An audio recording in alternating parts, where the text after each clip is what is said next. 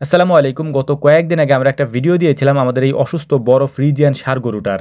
আমরা কেউ খামারে না থাকার কারণে এই গরুটা রশিতে পেঁচিয়ে পায়ে অনেক বেশি ক্ষত হয়ে যায়। প্রাথমিক চিকিৎসাটা আমরা দিয়েছিলাম, কিন্তু প্রাথমিক চিকিৎসা দেওয়ার পর এই গরুটা সুস্থ না হওয়ার কারণে এটা ডিপ কতটুকু ছিল, মানে এটা যেখানে ক্ষত হয়েছে ওই জায়গাটা কতটুকু পরিমাণে ক্ষত হয়েছে এটা দেখার জন্য আমরা ফরসেপ দিয়ে চেক করতেছিলাম যে এটার ভিতরে কতটুকু ক্ষত আছে। এটা দেখার পরে আমরা নিজেরাই অবাক হয়ে গিয়েছিলাম যে এত পরিমাণে ক্ষত ভিতরে কিভাবে হলো। প্রথম দিকে ওর পায়ের এই ক্ষতটা যখন হয় তখন আমরা এসে দেখেছিলাম যে ওর পায়ের মধ্যে রশি পেঁচানো, কিন্তু শুধু রশিতেই এত বড় ক্ষত হতে পারে এটা আসলে আমাদের কাছে একটু অস্বাভাবিক মনে হয়েছিল। কারণ রশিতে যদি ক্ষত হয় তাহলে সেটা চারপাশ ঘুরিয়ে তারপরে ক্ষত হবে, এক জায়গায় এত পরিমাণে ডিপ কিভাবে হলো। যাই হোক, তারপরে যতটুকু ধারণা করতে পারলাম সেটা হচ্ছে ওই ওয়ালের পাশেই আমাদের যে বেড়াগুলি আছে ওই বেড়ার সাথে হচ্ছে বড় বড় নাট দেওয়া ছিল, সম্ভবত লাথি দিয়ে ওই নাটের মধ্যে লাগাইছিল।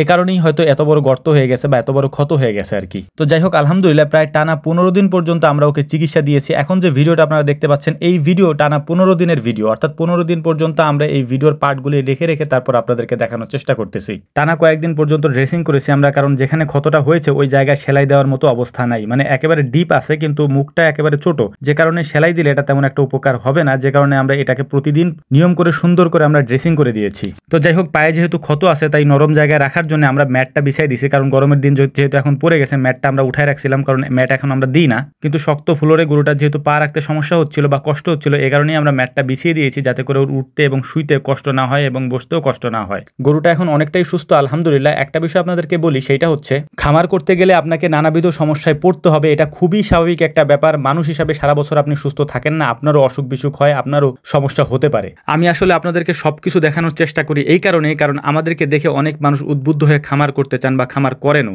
তো খামারের পেছনের যে ইতিহাসগুলি থাকে, সমস্যাগুলি থাকে, সেই সমস্যাগুলি যদি আপনাকে কেউ না বলে আপনি যদি খামার করতে যান এর পরে, তাহলে আপনি 100% লস করবেন, এটাই স্বাভাবিক একটা বিষয়। আর এই স্বাভাবিক বিষয়টা হতে দিতে চাই না বলেই আমরা সমস্যাগুলিও দেখানোর চেষ্টা করি, যদিও এই সমস্যাগুলি দেখাইলে আমাদেরও অনেক সমস্যা হয়। মানুষ মনে করে এই বিষয় সম্পর্কে হয়তো আমরা কিছু জানি না, যেই কারণে এই সমস্যাগুলি আমরা দেখাই যাতে করে মানুষ আমাদেরকে পরামর্শ দেয়। এখানে একটা বিষয় আপনাদের জানা থাকা উচিত, সেটা হচ্ছে বিসমিল্লাহ এগ্রোতে আমি ভিডিও আপলোড করি গত 2 বছর যাবত। এর আগেও প্রায় 6 বছর যাবত আমি এই খামার সেক্টরে আসি আলহামদুলিল্লাহ। তখন আমরা কোনো ভিডিও আপলোড করতাম না, আপনারা আমাদের সম্পর্কে কিছু জানতেনও না। আমরা তখন থেকে এখনো পর্যন্ত টিকে আছে আলহামদুলিল্লাহ আল্লাহ তাআলার রহমতে, এবং এই সব বিষয় জানার কারণেই। আমরা যদি না জানতাম খামারের এই সমস্যাগুলির সমাধান কিভাবে করতে হয় তাহলে এতদিন আমরা টিকে থাকতে পারতাম না, সেটা শুধু গরুতে না, হাঁস মুরগি গরু ছাগল সবকিছুর ক্ষেত্রেই। তো যাই হোক, কথাগুলি কেন বললাম, যারা আমাদের ভিডিও নিয়মিত দেখেন তারা হয়তো বুঝতে পেরেছেন।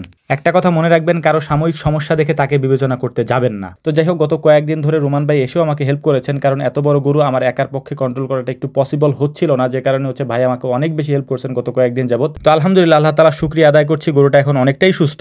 ভিডিও শেষ করবো তার আগে খুবই গুরুত্বপূর্ণ একটা কথা আপনাদেরকে বলে নিয়ে, সেইটা হচ্ছে আপনারা যারা আমাদেরকে ফোন দেন হাঁসের বাচ্চা মুরগির বাচ্চা কোয়েল পাখির বাচ্চা অথবা ঘি নেওয়ার জন্য, এবং গরুর খামারের বিভিন্ন সমস্যার কারণে যারা আমাদেরকে ফোন দেন, তাদেরকে আমি আগেও বলেছিলাম রাত 9টা থেকে 10টায় এই 1 ঘন্টা আপনারা আমাদেরকে ফোন দিয়ে পাবেন।